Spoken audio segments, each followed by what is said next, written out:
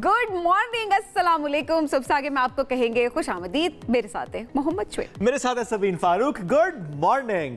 आज क्यों ना सबसे पहले बात हम इस महीने की करें, चूंकि अब जब एक नया मंथ स्टार्ट होता है लोग उसमें पढ़ भी रहे होते हैं, जो स्टार्स के इल्म पर यकीन रखते हैं उसको फॉलो कर रहे होते हैं, इल्म नजूम। तो इल्म नजूम ने वैसे इस महीने की कोई पेशगोई भी कर रखी होगी आपके वैसे स्टार के बारे में? क्या अपना स्टार लोग, ऐसा होता है ना अखबार में या किसी वेबसाइट पे जाके लोग अपने स्टार के बारे में ज्यादातर पढ़े होते हैं, लेकिन जिक्र उसका कर रहे होते हैं जिनके बारे में अच्छी पेशगोई की अच्छी पेशगोई की गई है ना 9th मंथ के हवाले से। और उसमें ये कहा कि जो 12 सितारों में से 2 ऐसे होंगे जिनके लिए ये जो महीना है ना वो खुशियों का गहवारा साबित होगा।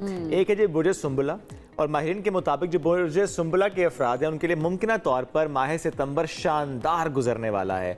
बस कुछ बातों का ख्याल रखना है आपने। हाँ, कि अपने ऊपर जो है वो उन्होंने यकीन रखना है, आइडियाज़ जो हैं वो खुलकर सामने रखने हैं और कॉन्फिडेंटली अपने आइडियाज़ को सामने रखें। अच्छा, ये भी कहा जा रहा है कि ये अफराद सलाहियत रखते हैं कि इस माह अपने मुश्किल से मुश्किल तरीन काम जो हैं वो उनको सर अंजाम दे सकते हैं।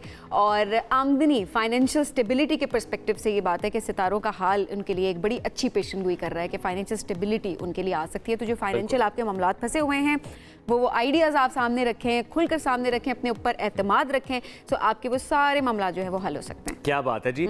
अच्छा, इसके साथ साथ एक और जो बात की गई है कि इन लोगों को कामयाबी जो है वो ज़रूर मिलेगी। अच्छा, एक और है जी बुर्ज मीज़ान, इसकी बात कर लेते हैं। और इनके अफराद के लिए ये माह कामयाब तरीन गुजरने के कवी इम्कानात हैं और ये महीना उन लोगों के रिश्तों के हवाले से बहुत अच्छा गुजरेगा। इसके अलावा कोई अगर काम आपका अटक गया है, रुक गया है, फंस गया है, तो मुमकिन है वो काम आपका शुरू कर दें वो काम। हाँ। काम रुकावट जिस काम में थी ना वो काम शुरू कर दें तो रुकावटें दूर हो चुकी हुई हैं। वो रिश्ते से मुतालिक भी हो सकती हैं। अच्छा, और पूरे साल में ये हाँ मतलब रुकावटें हो सकती हैं ज़माने में रिश्तों के सिवा, शादी के सिवा। इसमें स्पेसिफिकली बताया गया है रिश्तों से मुतालिक। रिश्तों से मुतालिक, अब वो सिर्फ अज़दवाजी रिश्ता नहीं है, वो कोई रिश्ता भी, कोई ताल्लुक भी हो सकता है। तो उसमें अगर कोई आपको रुकावट थी तो अब वो रुकावट दूर हो जाएगी। बिल्कुल ऐसा ही है। ठीक है जी। लेकिन क्या हमारे शाहीनों की जो रुकावट है वो दूर होगी? मुझे लग रहा है कि ये जो टाइम चल रहा है ना वो बड़े शिकस्त के बादल जो है वो मंडरा रहे हैं, उनके सितारे गर्दिश में। और जाहिर है टीम के सितारे गर्दिश में हो तो एक तरह से मुल्क पे बात होती है, और फिर मुल्क के सितारे गर्दिश में आप कह सकते हैं आवाम की उम्मीदों के ऊपर जो पानी फेरा जा रहा है। बांग्लादेश के खिलाफ टेस्ट सीरीज में पाकिस्तान जो है वाइट वॉश के सामने, उनके वाइट वॉश का खतरा है जी। इस पर कोई लाइन कह रही थी सुबह मुझे, क्या थी वो शाहीनों से मुताल्लिक? क्या था? शाहीनों ने आगे जाना था। ओ, शाहीनों ने आगे जाना था लेकिन आगे नाहिद राना था। ये हुआ है हमारे साथ। ठीक है, नेचुरली शाहीनों ने आगे जाना था लेकिन आगे नाहिद राना था। फिर उसके बाद क्या हुआ?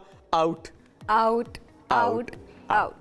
एनीवेज, जो हम बात करें, जो आउट इकट्ठे हुए वो हम इसको इसलिए इस अंदाज से बता रहे हैं क्योंकि जाहिर है ये हुआ है हमारे साथ। और आज जो है वो फैसला हो जाएगा। अच्छा, अगर बारिश हो भी जाती है तो उसके बाद तो भी फैसला हो गया ना? फैसला हो गया। और ओवरऑल भी अगर देखा जाए, अच्छा बड़ी ही अफसोसनाक एक बात, अच्छा अफसोसनाक बात क्या थी है, स्टेडियम में देख रही थी, जो कैमरा इस वक्त आप भी देख रहे होंगे, जो आपको विजुअल्स हम दिखा रहे हैं उसमें भी देखें, क्या पाकिस्तान की टीम अगर यहाँ पर कोई मैच हो रहा है, कोई इंटरनेशनल टीम यहाँ पर आई हुई है और हमारे कौमी खिलाड़ी एक ग्राउंड के अंदर हैं और वहाँ पर लोगों का हुजूम ना हो, ऐसा हो नहीं सकता था।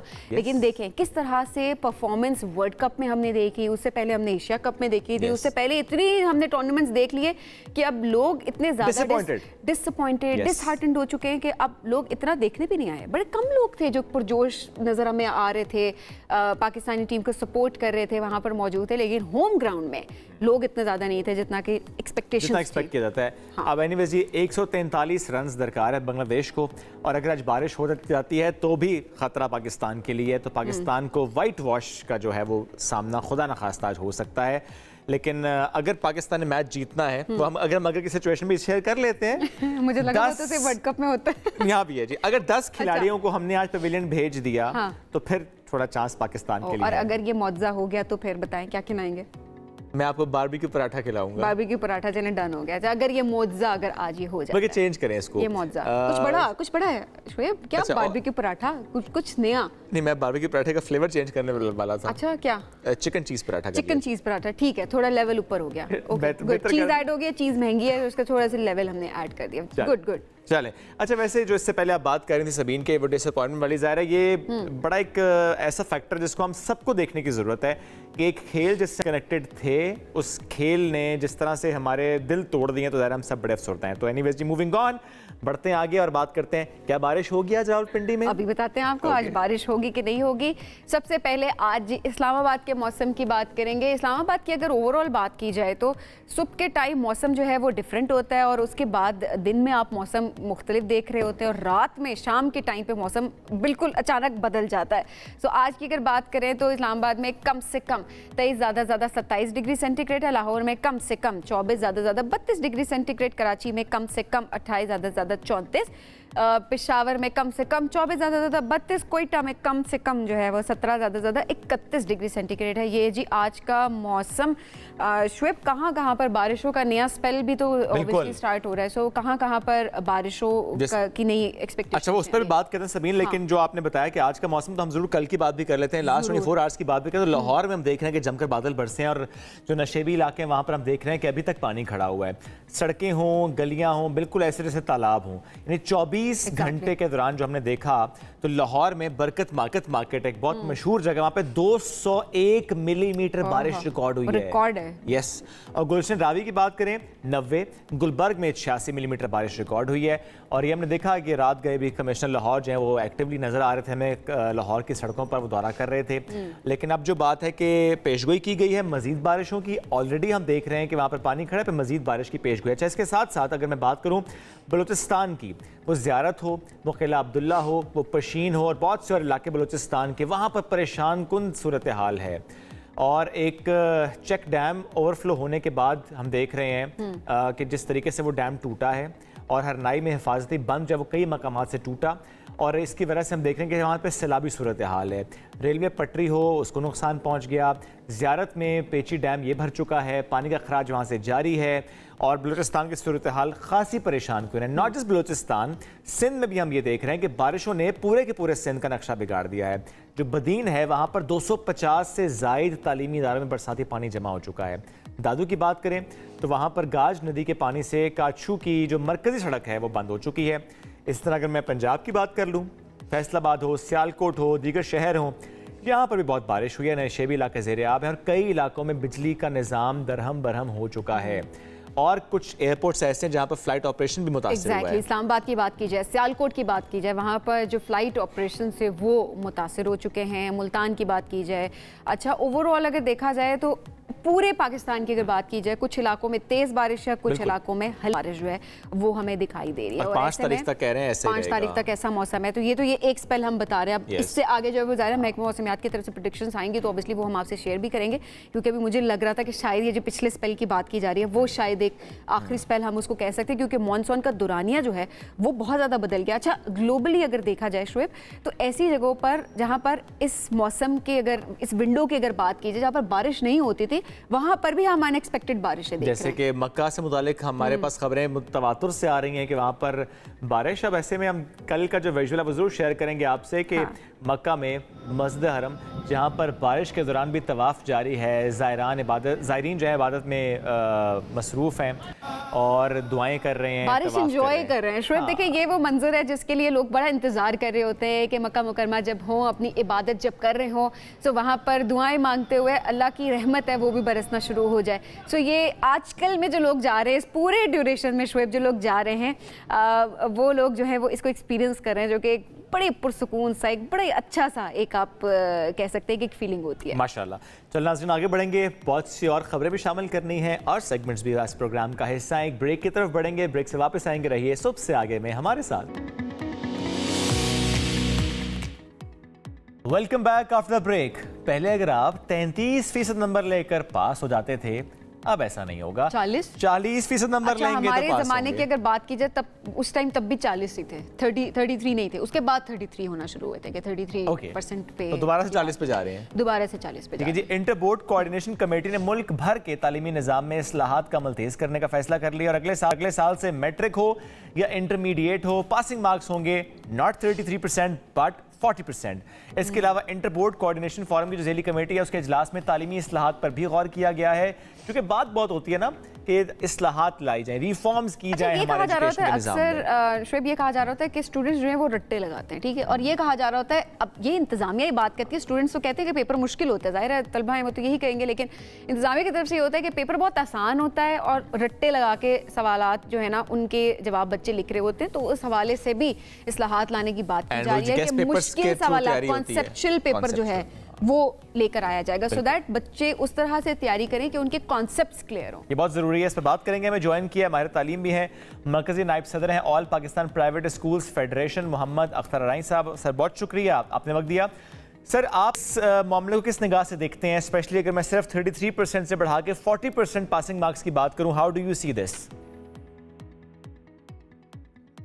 जी, ये बहुत अहम फैसला है बच्चों की जो कैपेबिलिटीज़ है उसको असेस करने का, क्योंकि ये ब्रिटिश दौर के जब ब्रिटिश एम्पायर आई थी उस वक्त से 33% चले आ रहे हैं, तो इसको तो बहुत पहले हो जाना चाहिए था। आपको याद होगा कि नवंबर दिसंबर 2022 के अंदर हंगामी तौर पे ये फैसला किया तो गया था, उस वक्त प्रिपरेशन नहीं थी। फिर 2023 में भी ट्राई की गई कि भाई हम लोग कर दें, कबल अज़ वक्त इसको करना बहुत ज़रूरी था। सेशन स्टार्ट होने से पहले पूरे पाकिस्तान के तालिब इल्मों के जो माइंड को बनाना, असल में इसमें कुछ टेक्निकल कॉम्प्लिकेशंस थी जिसकी वजह से ये फैसला बहुत डिले हुआ।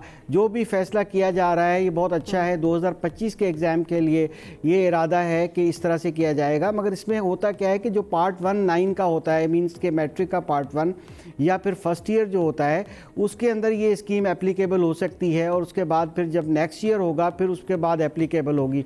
फॉर एग्जांपल 33 वाला बच्चा जो है इस साल फर्स्ट ईयर का जो है वो पास कहलाएगा, तो अगले साल 40% अगर पार्ट 2 में यानी सेकंड ईयर में होगा तो दोनों को कैसे मर्ज करके वो नंबर दिए जाएंगे। यानी जो 33 में पास हो गए थे किसी सब्जेक्ट में, अगले साल जब कंबाइन करके नंबर उसको दिए जाएंगे तो वहाँ कॉम्प्लिकेशन है। कुछ टेक्निकल रीजंस थे जिसकी वजह से ये इम्प्लीमेंट नहीं हो पा रहा था, और भी बहुत से मामला थे।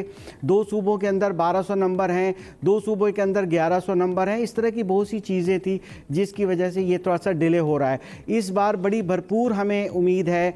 All Pakistan private school federation का ये मुतालबा भी था कि हमें कैरिकुलम को अपग्रेड करना चाहिए, असेसमेंट को बेटर करना चाहिए, एग्जामिनेशन पासिंग मार्क्स को बेहतर करना चाहिए, कॉन्सेप्ट बेस्ड एजुकेशन पे आना चाहिए। दुनिया जो है वो AI की तरफ आ गई है, रोबोटिक की तरफ आ गई है, हम लोग अभी भी वही रट्टे वाले सिस्टम पर हैं। बहुत इंपॉर्टेंट बात है, बड़ी अच्छी न्यूज़ है वो। हाँ। जी बिल्कुल इंपॉर्टेंट बात है, आपने बहुत अच्छा इसको कवर कर रहे हैं। देखिए एक्चुअली क्या होता है कि कॉन्सेप्ट बेस, अब आपको याद होगा कि 9 में जब या मैट्रिक में जब इंग्लिश का पेपर होता है तो एक ऑप्शन दिया जाता है नॉर्मली के राइट एन एप्लीकेशन और लेटर, 2 क्वेश्चन होते हैं, दोनों में से एक लेना पड़ता है। अब इसी तरह से होगा कि फॉर एग्जाम्पल 7 क्वेश्चन है, 7 की जगह 14 क्वेश्चन होंगे, यानी कि हर क्वेश्चन में 2 ऑप्शन होंगे, दोनों में से एक पे अटैम्प्ट करना होगा तालिब इल्म को। ये बहुत अच्छी बात है, किसी को एक याद है किसी को दूसरा याद है, कोई तो वो अपने कॉन्सेप्ट से लिखेगा, वो ज़्यादा बेहतर है। रट्टू तोता बनाने से बेहतर है कि हमें बच्चे को लर्निंग आउटकम पे जाना चाहिए। अख्तर साहब अभी की बात की जाए तो इस बार का रिजल्ट भी हमने जिस तरह से देखा, बच्चे तो ऑलरेडी जो आसान पेपर जिसको कहा जा रहा है बच्चे तो उसमें फेल हो रहे हैं।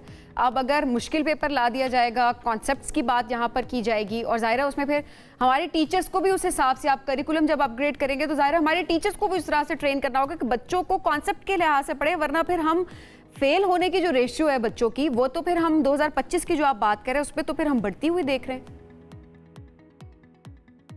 जी बिल्कुल ऐसा है, मगर अभी आप पिछले साल आप देखेंगे थोड़ा सा 2024 या 23 के एग्जामिनेशन में भी सूरत हाल कुछ इसी तरह की थी। जैसे कि फर्स्ट ईयर का रिजल्ट निकला या 9 का रिजल्ट निकला तो बहुत बच्चे फेल हुए, बहुत बच्चों की सप्लीज आने वाली पोजीशन आ गई, तो उससे ये मायूसी जो है, वो जिस मायूसी की बात कर रही हैं आप, तो यही इम्कान अभी भी लग रहा है, क्योंकि बच्चे इसको एक्सेप्ट करेंगे या नहीं करेंगे। ख़ास तौर पर जो टीचिंग स्टाफ होता है, क्या ये उस तरह बच्चों को प्रिपेयर कर पाता है, नहीं कर पाता है। हमारे मुल्क में हमारी हमेशा से डिमांड रही है कि हम टीचर्स की ट्रेनिंग प्रोग्राम्स क्यों नहीं टाइमली करते, हम मॉक एग्जाम्स क्यों नहीं लेते। जब मैं इसी पर सवाल करने वाला था आपसे अख्तर साहब, मॉक एग्जाम्स क्या उसकी तैयारी हो रही है, उस पर कोई बातचीत हुई है कि अच्छा मॉक एग्जाम हो ताकि वो स्टूडेंट्स को भी मालूम हो पेपर कैसा आएगा, और टीचर्स को मालूम अच्छा ऐसा पेपर्स है, उसके अकॉर्डिंगली अब बच्चों को तैयारी करवानी है? जी बिल्कुल, ये बहुत इम्पोर्टेंट था और अभी भी है।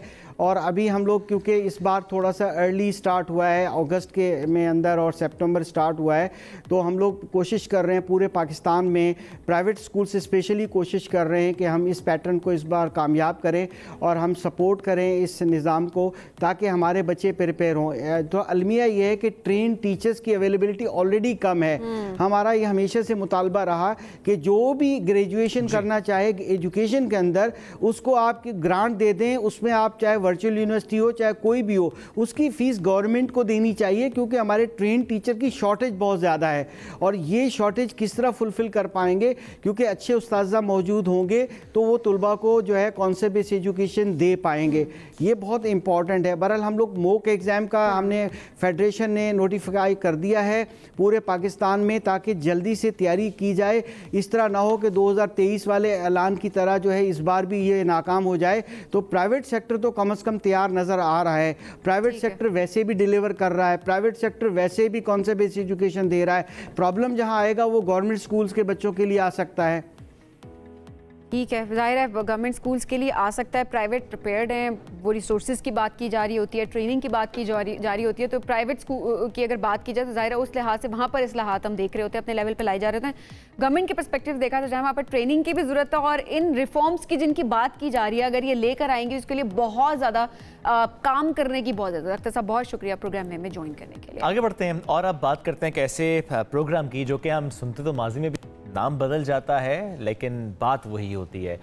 हर गवर्नमेंट जब आती है तो लगता ही है कि वो अपनी एक पॉलिटिकल पॉइंट स्कोरिंग की तरफ बढ़ रही है, क्योंकि वो जानती है कि अवाम की नब्ज़ पर हाथ कैसे रखना है। अवाम के मसाइल को एड्रेस करने के जो ऐलानात किए जाते हैं, जिसमें एक ऐलान होता है अपनी छत अपना घर, चूँकि इस बार यही नाम दिया गया है इसको। पहले नया पाकिस्तान हाउसिंग प्रोजेक्ट, इस तरह हम देखते हैं माजी में भी ऐसे नाम बदलते जाते हैं होते हैं और उसके अंदर, लेकिन हाँ फ़र्क यह आता है कि अमाउंट कितनी दी जा रही होती है, आप कितना लोगों को सपोर्ट। मेरे लिए फ़र्क यह है कि घर बन जाए तो बस बन जाए, वही फ़र्क है, घर बन जाए। क्योंकि अभी जो बात हो रही है सबीन अपनी छत अपना घर की स्कीम की, 15 लाख रुपए का कर्ज दिए जाने की, वो एक मॉडल है, चूंकि वो 3 मॉडल्स हैं इसमें, जिसमें से एक मॉडल ये है कि 15 लाख रुपए दिए जाएंगे, 5 से 7 बरस में वापस करेंगे। आई थिंक 2-3 महीने में आपने नहीं उसकी किस्त देनी, फिर 14,000 पर मंथ आपको किस्त देनी है।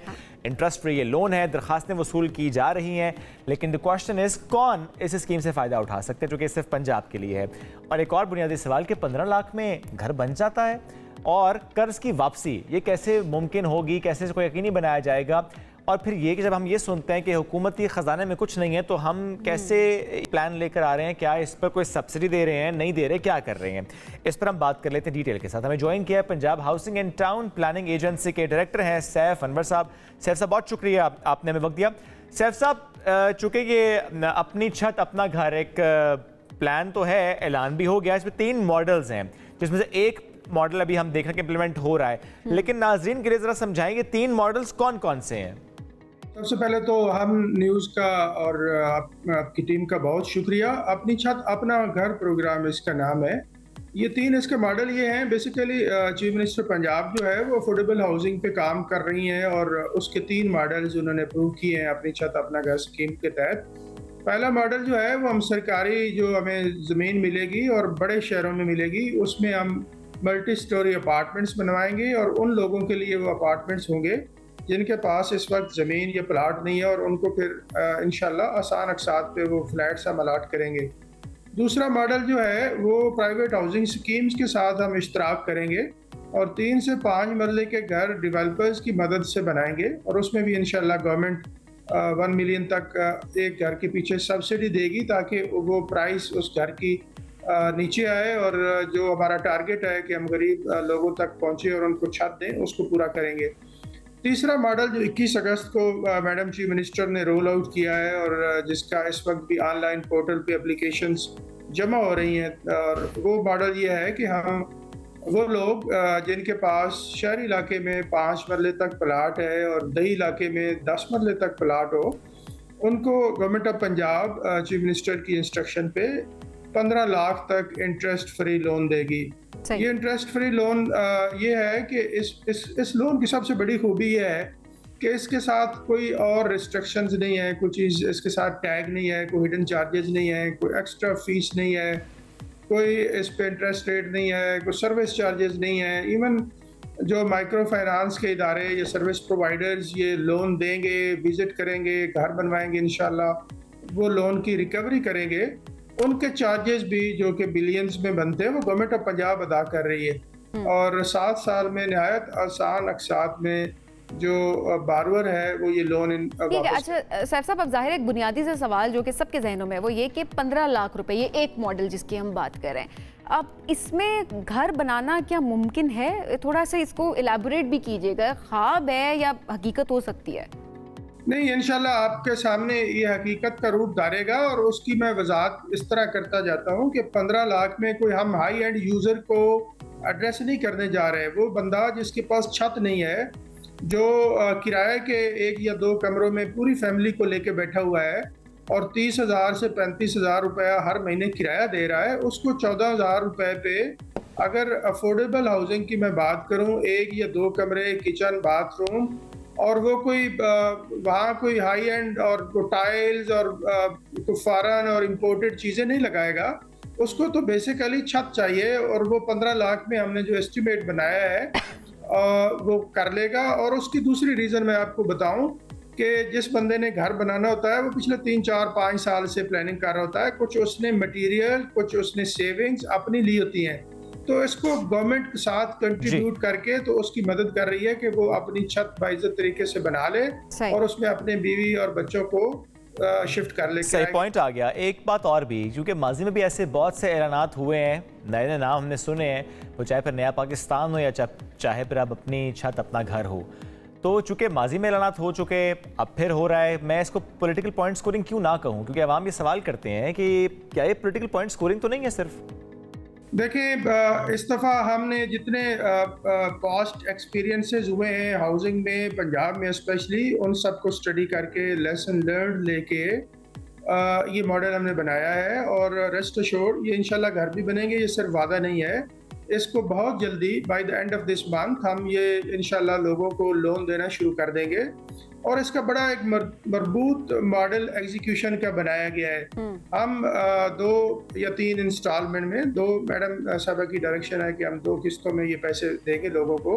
इसके पीछे पूरी एक साइंस है।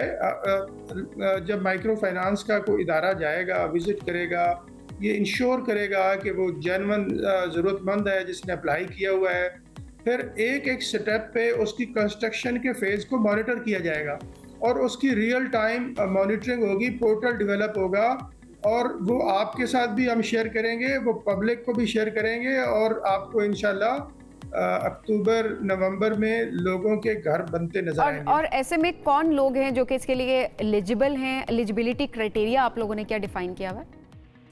एलिजिबिलिटी क्राइटेरिया नहायत आसान है। PMT स्कोर अब 60 जो है वो नहीं है, वो भी चीफ मिनिस्टर साहबा की डायरेक्शन पे रिमूव कर दिया गया है। अब एक ही एलिजिबिलिटी क्राइटेरिया है कि वो पंजाब का रिहायशी हो, उसके पास घर ना हो, उसके पास 5 मरले शहर में या 10 मरले देहात में प्लाट हो।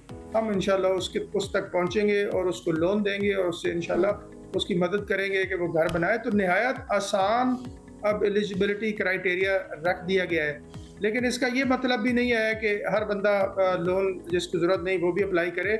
मैं इस पे ज़रूर ये वजाहत करना चाहूँगा कि हम इंशाल्लाह लोन मेरिट पे देंगे, विजिट करेंगे, जो एलिजिबल है उसी को लोन मिलेगा और उसको मिलेगा। अच्छा, ये तो देखिए एक मॉडल हो गया, लेकिन चूंकि इसके बाकी 2 मॉडल्स भी हैं जो कि अभी सामने आना बाकी हैं, और उसमें हम ये ज़रूर आपसे सवाल रखेंगे कि जो मालियाती इदारे हैं क्या वो ऑन बोर्ड हैं? क्योंकि जब लफ्ज़ आ जाता है ना सब्सिडी का, तो फिर वाकई हम देखते हैं कि मालियाती इदारों के कान खड़े हो जाते हैं। क्योंकि अभी रिसेंटली हमने देखा है, जब सोलर पैनल्स की बात हुई, उस पर इंटरेस्ट फ्री लोन्स देने की बात हुई, बिजली के बिलों में सब्सिडी की बात हुई, तो IMF के साथ अभी उस मामले में डेडलॉक है और शायद ये मामला ख़राब हो भी सकता है। तो ऐसे में जब इन प्लान्स की, इन मॉडल्स की हम बात कर रहे हैं, तो क्या मालियाती इदारे IMF बताया गया कि अच्छा कैसे पंजाब हुकूमत इसको लेकर चलेगी? जो कि ठीक है एक मॉडल में तो देख रहे हैं इंटरेस्ट फ्री लोन है, बट बाकी 2 में तो ऐसा शायद नहीं होगा। मेरा ख्याल है इस पर ज़रूर बात हुई होगी, लेकिन मैं आपको ये ज़रूर बता दूँ कि ये गवर्नमेंट ऑफ पंजाब अपना जो किटी है या अपनी पाया है उससे ये गरीब लोगों के लिए स्पेयर कर रही है। और दूसरा जो आपने बात की मॉडल 2, मॉडल 1 और मॉडल 3 की 2 की रोल आउट होने की, तो वो भी बहुत जल्दी इंशाल्लाह हम लेके आ रहे हैं। पंजाब के जो बड़े शहर हैं वहाँ ज़मीन हमने बोर्ड ऑफ रेवेन्यू की मदद से आइडेंटिफाई भी कर ली है। उस पर टेक्निकल एडवाइज़र हमारा, जिसको ट्रांजैक्शन एडवाइज़र कहते हैं, उसको मोबिलाइज कर रहे हैं। वो उसकी फिजिबिलिटी बनाएगा और इंशाल्लाह मैं कहूँगा कि दिसंबर जनवरी में इंशाल्लाह उन प्रोजेक्ट्स पे भी इंशाल्लाह। अच्छा साहब साहब, ये पहली कुरानदाजी ये कब होने जा रही है, मॉडल 3 की जो हम बात कर रहे हैं? बस इसकी इंशाल्लाह आप ये समझें कि second week of this month इंशाल्लाह पहले बैलेटिंग हम करने जा रहे हैं। बहुत जल्दी इसका हम ऐलान करेंगे और मैडम चीफ मिनिस्टर इंशाल्लाह खुद इसको सुपरवाइज करेंगे और एक आध जगह पे वो खुद जाएंगी और इंशाल्लाह ये कुरानदाजी होगी और लोगों को हम लोन देना शुरू कर देंगे इंशाल्लाह।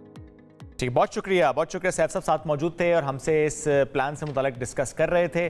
और बड़ी बुनियादी सी बात है, अगर पंजाब के रिहायशी हैं और अर्बन इलाके में रहते हैं और 5 मरले का आपके पास प्लॉट है और रूरल में रहते हैं और 10 मरले का प्लॉट है, तो फिर तो आपको 15 लाख रुपए मिल जाएंगे।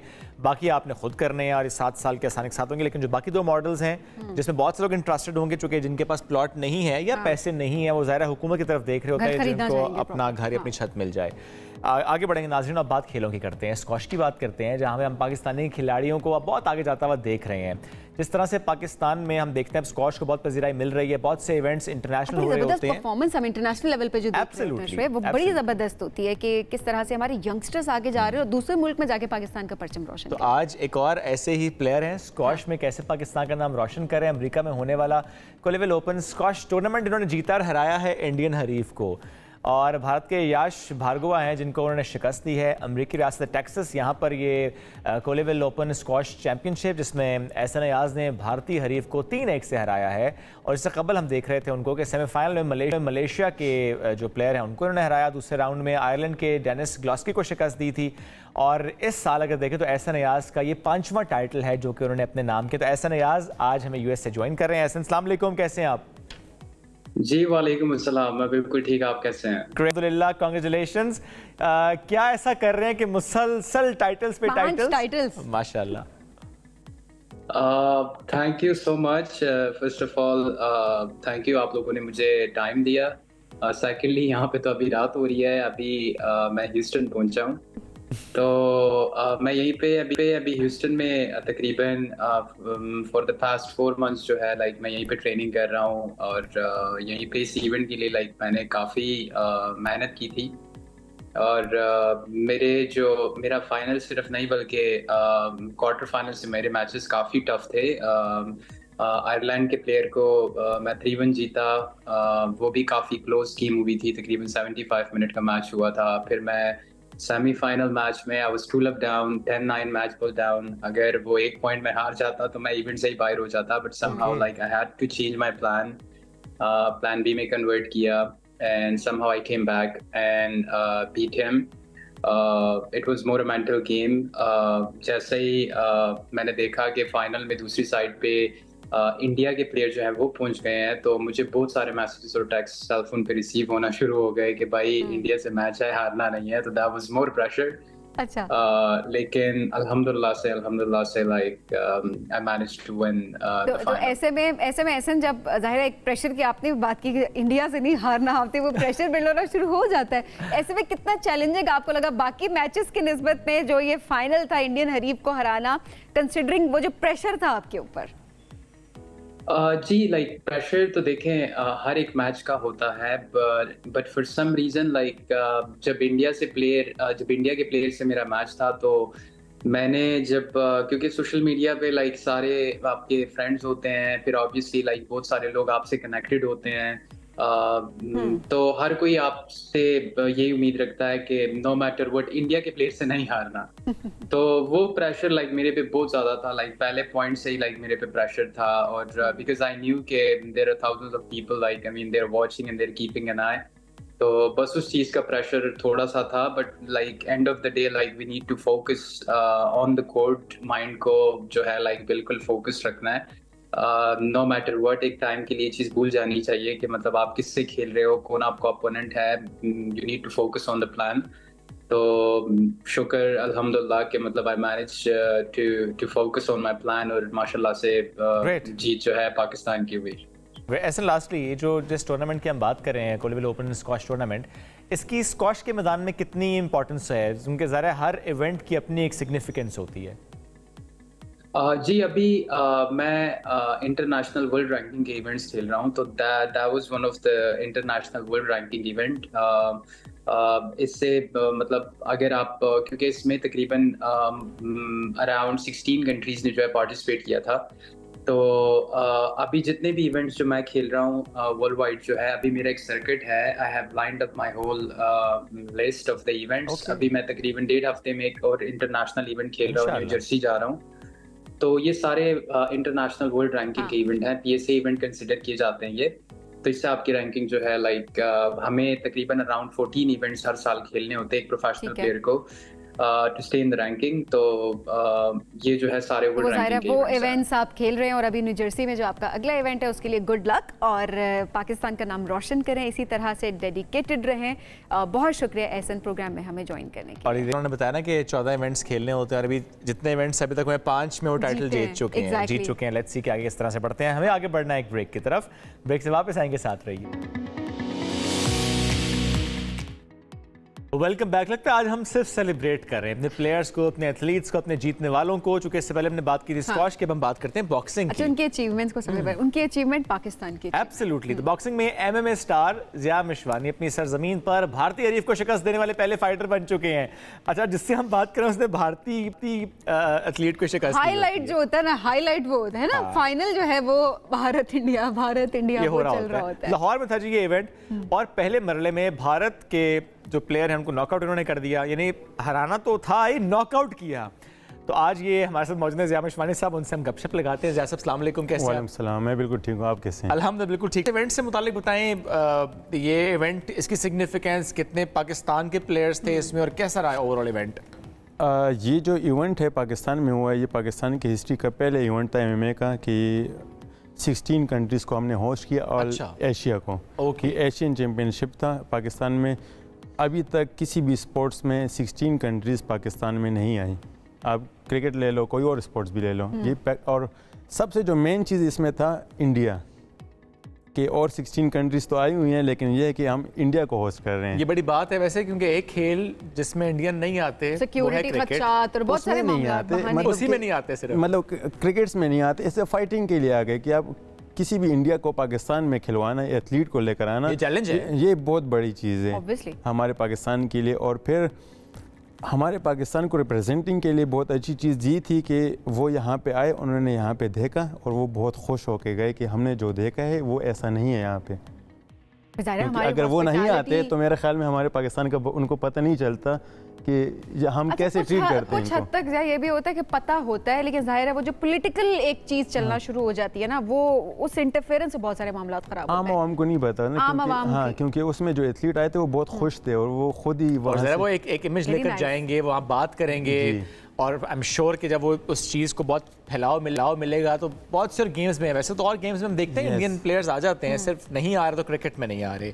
आप थोड़ा सा अपनी फाइट से मुतालिक बताएं, आपने नॉकआउट ही कर दिया उनको, कैसे मेहमान नवाजे? नॉकआउट देखें, जब बेल बजती है ना, उसके बाद फिर ना भाई होता है ना कोई और होता है, ठीक है ना। वो एक बंदा साथ में खड़ा तो मुझे कह रहा था, यार वो बेल बज गई, उसने हाथ मिलाया, उसने पत्नी किक मार दिया। मैं कहा देखो, जब बेल बज गया ना, उससे पहले गले मिलेंगे, बेल बंद हो गया उसके बाद भी गले मिलेंगे, सजदे करेंगे एक दूसरे को, जो भी ठीक। लेकिन बेल बज गया उसके बाद कोई वो ख़त्म सारा कुछ, जो भी हो फिर। तो ये भी हमारे भी उसके लिए बहुत ज़्यादा रिस्पेक्ट था, टीवी पे था इंडिया को, उनको भी उनकी मीडिया पे भी। लेकिन जब फाइट तो वो बिजनेस है, तो उसमें फिर एक ने बाहर निकलने। Absolutely yes. तो हमें बड़ी खुशी है कि हमने इंडिया से विन हासिल की अपने कंट्री के लिए, पाकिस्तान के लिए, और वो भी एक ऐसे फाइटर के अगेंस्ट जो इंडिया का पहले यूएफसी फाइटर है। इंडिया से फर्स्ट यूएफसी फाइटर जो पाकिस्तान से अभी तक यूएफसी में नहीं गया कोई। और उसके साथ यूएफसी से क्या मुराद है? यूएफसी अल्टीमेट फाइटिंग चैम्पियनशिप, ये दुनिया की सबसे बड़ी ऑर्गेनाइजेशन है जहाँ पे हर एक फाइटर की ड्रीम है। पाकिस्तान से आज तक कोई नहीं गया अभी तक यूएफसी में नहीं। क्यों नहीं गया? क्वालीफाई नहीं किया? इंशाल्लाह जल्दी जाएंगे। आप गए क्यों नहीं? प्लान किया है। यस इंशाल्लाह। नहीं, बट क्यों नहीं गए? इसमें मसलाइल क्या है? असल में हमारा जो जिस तरह प्रमोशन है, जिस तरह हम अगर इस एमएमए को, जिस तरह हमने एशिया को होस्ट किया यहाँ पे, तो इस तरह और भी इवेंट्स हम होस्ट करेंगे, तो फिर जो दूसरी वर्ल्ड का नज़र हमारी तरफ आएगा कि यहाँ पे भी बड़े अच्छे फाइटर्स हैं। बिल्कुल हैं भी यहाँ पे फाइटर्स बहुत अच्छे हैं। मेरे ख्याल में उनको थोड़ा प्रमोशन की ज़रूरत है। अगर उनको स्क्रीन पे लेकर आएंगे तो जल्दी हम UFC पहुँच जाएंगे। अच्छा, इससे पहले अगर ज़रा बात की जाए तो इससे पहले की मेहनत भी बहुत मैटर करती है। कितनी आपने मेहनत की, थोड़ा उस स्ट्रगल पे भी ज़रा उसको भी हाईलाइट ज़रूर करें। फाइनेंशियल कंस्ट्रेंट्स, कितना महंगा ये खेल है, और ओवरऑल जब इंटरनेशनल उस पर खेलने के लिए जाते हो तो उस टाइम पे क्या किसी किस्म की कोई कंस्ट्रेंट्स आती है सामने? बिल्कुल इसी तरह, क्योंकि महंगा तो ये गेम है, क्योंकि आपको वेट अप डाउन करना होता है और उसके अलावा ट्रेनिंग के एक्सपेंसिव होते हैं, ट्रेवल के एक्सपेंसिव होते हैं। तो उसी मतलब कि मीडिया स्क्रीन पे लेकर आना और स्पॉन्सर्स की ये इशू हमेशा एथलीट के साथ पाकिस्तान में चल रहे हैं। और मेरे ख्याल में कि अभी ये जो इवेंट हो गया इसके बाद और दूसरा एक और जो हमारे ओलंपिक्स में विन हासिल हुई, बिल्कुल, तो इसके बाद अगर आप लोगों ने देखा हो तो ज़्यादा मीडिया पे वो कर रहे हैं अभी एथलीट को, और हर खेल को हम सेलिब्रेट कर रहे हैं। इससे पहले इससे पहले इतना नहीं था। एग्जैक्टली। तो अभी हो रहा है, तो उम्मीद करते हैं कि इंशाल्लाह साल 2 साल में हम बहुत आगे चले जाएं, मतलब एथलीट को एज ए एथलीट हम रिप्रेजेंट करें। अच्छा, बॉक्सिंग के लिहाज से शुएब, जब हम टीवी स्क्रीन पे देख रहे होते हैं हमें लगता है इतने मुक्के पड़ रहे हैं, जख्म मुंह जख्म, मतलब एक थप्पड़ हमें पड़ जाए हम तो 2 दिन तक मुंह पकड़ के बैठे रहते हैं। सिर्फ कहने को नॉकआउट नहीं था, कभी-कभी वाकई नाक आपका आउट ही हो जाते हैं। हाँ, कितनी बार चोटें लगी ऐसी, क्या होता है? बिल्कुल, काफी चोटें लगी हुई, मेरे ख्याल में बताने नहीं चाहिए। मुझे नजर भी आ रही है कुछ तो। हाँ, बहुत खुली नजर आती हैं। नहीं नजर आती हैं, आप गौर से देखिए। वो जिनके काम होते हैं उनके अंदाजा। आप कहाँ से बॉक्सिंग चैंपियन? नहीं, वैसे भी आपकी आंखें यहाँ से सारी कट लगे होते हैं, कान वगैरह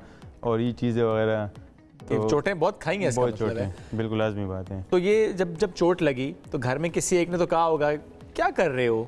घर में नहीं बताते ना, टीवी पे भी नहीं। अगर फाइट दिखाई जा रही है तो तब भी आपकी वालिदा? फाइट में जब वो हो गए तो हम विलेज में होते हैं सारे, तो मैं घर नहीं जाते ना। अच्छा, मतलब अच्छा, एक फुटेज हमने देखी सभी नबीन की, जब आप जा रहे हैं बहुत से लोग आपके साथ हैं, वो क्या था? इस इवेंट के बाद की है वो? ये जो विन था, ओके, ये इस इवेंट के बाद था कि मेरे इलाके जितना है हरीपुर और उनके अवाम ने और मेरे अपने ट्राइब ने बहुत ज़्यादा वेलकम की। बड़ा अच्छा आप लोगों ने देखा होगा उसको। बिल्कुल, हम इसको स्क्रीन पर दिखा भी रहे हैं, बहुत ज़बरदस्त वेलकम मिला आपको। ये मतलब कि नेक्स्ट लेवल था कि हिस्ट्री में कभी भी हमारे ट्राइब और हमारे इलाके के लोगों ने इस विन को बहुत सेलिब्रेट किया, और मुझे बहुत खुशी है कि मैंने ये किया उनके लिए। और ज़रा ये बड़ी अच्छी बात है कि लोग अब इम्पोर्टेंस देने लगे बाकी खेलों को।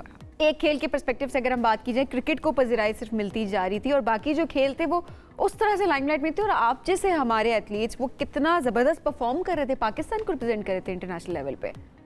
बिल्कुल, जिस तरह मैंने आपको कहा कि अगर हम स्क्रीन पे दिखाएंगे तो हमारे बहुत अच्छे फाइटर्स हैं जो बहुत आगे जा सकते हैं अगर हम उनको हाईलाइट्स करेंगे। हाईलाइट भी करेंगे, और सवाए एक गेम में हम जिस तरह देखते आए कि सारे स्पॉन्सर्स भी उसी तरफ और सारे लाइमलाइट भी उसी तरफ, अगर बाकी गेम्स को हम नज़रअंदाज करेंगे तो फिर ज़्यादा नुकसान होगा। हम अपने बहुत से प्लेयर्स जो कि बहुत आगे जाना चाहते हैं, हम उन्हें सपोर्ट ही नहीं कर पाएंगे। ये बड़ी अच्छी बात है कि हम अब सपोर्ट करें। थोड़ा सा मुझे बताएं कि जब स्पॉन्सर्स की हम बात करते हैं, हम अक्सर ये देखते हैं कुछ एथलीट्स कहते हैं नहीं जी हमें अच्छा स्पॉन्सर मिल गया, फेडरेशन भी अच्छी सपोर्ट कर रही है, रियासती सतह पर हमें सपोर्ट मिल रही है, बट कुछ कहते नहीं मिल रही।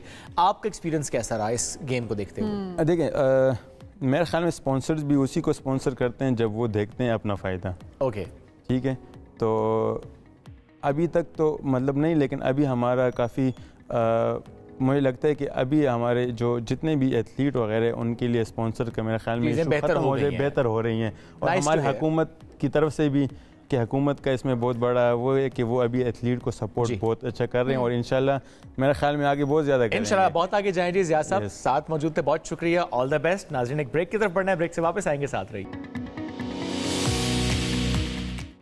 वेलकम बैक जी। अब ज़रा बात करते हैं एक बहुत इंटरेस्टिंग टॉपिक पे, और वो टॉपिक ये है कि पाकिस्तानी माशरे में शादी के रुझानात वो किस तरफ हैं। अगर गैलप सर्वे की बात की जाए, गैलप पाकिस्तान ने एक सर्वे जारी की है जिसमें ये बात सामने आई है कि मुल्क में घर वालों की मर्जी से शादी करने का रवाज है, मतलब जो अरेंज मैरिज है वो ज़्यादा। अच्छा, सर्वे के मुताबिक 81% पाकिस्तानियों ने अरेंज मैरिज की है, जबकि सिर्फ 18% ने अपनी पसंद की शादी की है। अच्छा, ये तो सर्वे है, लेकिन एक सर्वे हमने भी किया, लोगों से राय ली कि पसंद की शादी या अरेंज मैरिज बेहतर क्या है, लोगों की राय क्या है, आपको सुनवाते हैं।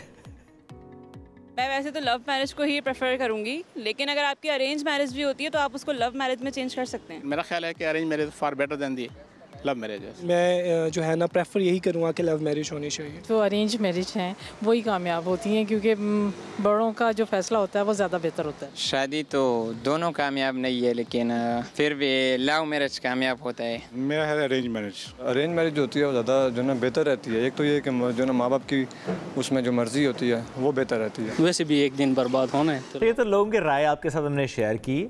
इसके साथ एक और सर्वे भी गैलप ने जारी किया और उस सर्वे में जब ये सवाल किया गया, अच्छा रिश्ते से मुतालिक किसने आपको सजेस्ट किया, किसने आपको कनेक्ट किया, किसने आपको बताया, तो उसके हवाले से हर 5 में से 3 पाकिस्तानियों की राय ये है कि उन्हें अपने घर वालों ने बताया कि अच्छा ये रिश्ता है, आप शादी कर लीजिए। अच्छा, इसमें 26% ऐसे हैं जिनको रिश्तेदारों ने, एक्सटेंडेड फैमिली की तरफ से बताया गया, मशवरा दिया गया, सजेस्ट किया गया या कनेक्ट किया गया। 16% ऐसे हैं जिनको किसी दोस्त ने कहा। ये हो सकता है तुम्हारा पोटेंशियल जीवन साथी। Think about it. अच्छे दोस्त भी होते हैं। मैंने इसमें ये नहीं बताया कि इसमें से कामयाब कितनी शादियाँ हुई हैं। अच्छा, और 7% जो हैं वो कहते हैं कि हमें किसी कंसल्टेंट का मशवरा लेना पड़ा, मैरिज ब्यूरो जाना पड़ा और वहाँ से हमने जाके अपने जीवन साथी का चुनाव किया। अब ओवरऑल सर्वे के मुताबिक ये भी अगर देखा जाए तो जो लड़कियों की तादाद अरेंज मैरिज की है वो ज़्यादा है। 85% जो लड़कियां हैं उन्होंने अरेंज मैरिज की है और जबकि 77% जो अरेंज मैरिजेज हैं वो लड़कों ने किया है। तो लड़कियां जो हैं वो हाँ में हाँ ज़्यादा मिलाती हुई दिखाई दी। पता नहीं फिर ये कहाँ से आता है। अम्मी नहीं मान रही, अम्मी नहीं मान रही, ये लड़कों की तरफ से आता है। लड़का भी तो हाँ में हाँ मिला रहा है घर वालों की। ये कास्ट से बाहर हम शादी नहीं करते, अम्मी नहीं मान रही, मेरे घर वालों ने मुझे बताए बगैर अंगूठी पहना दी। अच्छा, ये सिर्फ लड़कों की तरफ नहीं होता, ये लड़कियों की तरफ भी होता है। अच्छा जी, आज आप हमें कॉल करें, आप क्या इस बारे में सोचते हैं, स्पेशली इस हवाले से लड़कों की तरफ ज्यादा होता है लड़कियों की तरफ से ज्यादा की बात नहीं हो रही, it could be from any side. और ओवरऑल अरेंज मैरिज और लव मैरिज आप किसको सपोर्ट करते हैं, हमारे मुआशरे में कौन सी शादियां ज्यादा सक्सेसफुल हैं? तो आज हमें कॉल करके आप हमसे अपनी राय भी शेयर कर सकते हैं। हमारे साथ मौजूद हैं मैच मेकर हैं, मैरिज काउंसलर हैं मिसेस ख्वाजा। अस्सलाम वालेकुम, कैसी हैं? Thank you so much. बिल्कुल ठीक।